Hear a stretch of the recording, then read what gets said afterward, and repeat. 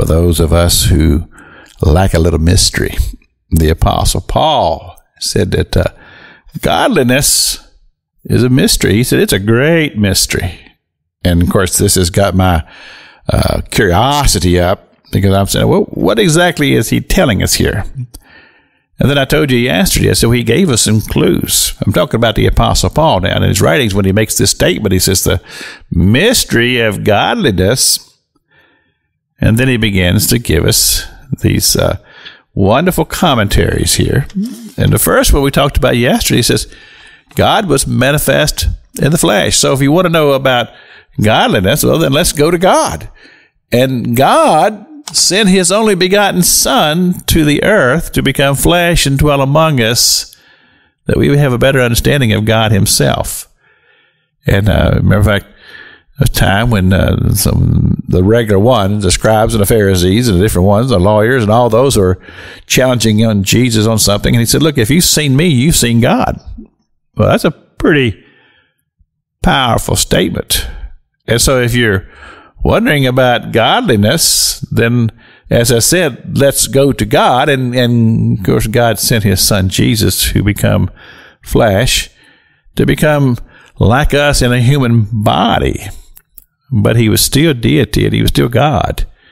But he was God flowing through the ministry of the Holy Spirit, and I believe that that's a clue in itself.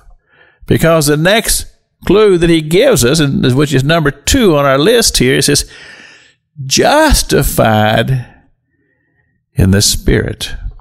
Well, that immediately took my mind to the 4th chapter of the Gospel of John, where there was a woman who was a Samaritan at a well, and Jesus was there, and she'd come to draw water from the well, and Jesus said, give me some of the water. And she said, well, the well is very, very deep. And he says, you don't even have a vessel to put water in. And Jesus gave us a clue. He said, if you drink of the water that I give you, you will never thirst again. Well, that piqued her curiosity. She wanted to know all about that. And then she wanted to know about worship. He says, our people says you worship here in the mountains. You say you have to worship in Jerusalem. Where do we truly worship? And this when Jesus came up with that profound statement, when he said, God is a spirit, and they that worship him must worship him in spirit and in truth. So remember, we're talking about the mystery of godliness. So the mystery of godliness has got to be connected to God and mine and your relationship to God. It takes a lot of the mystery out of it, because we understand that God is a spirit. And if we're going to worship God, we worship him in spirit. Not only do we worship him in spirit, but we walk in the Spirit.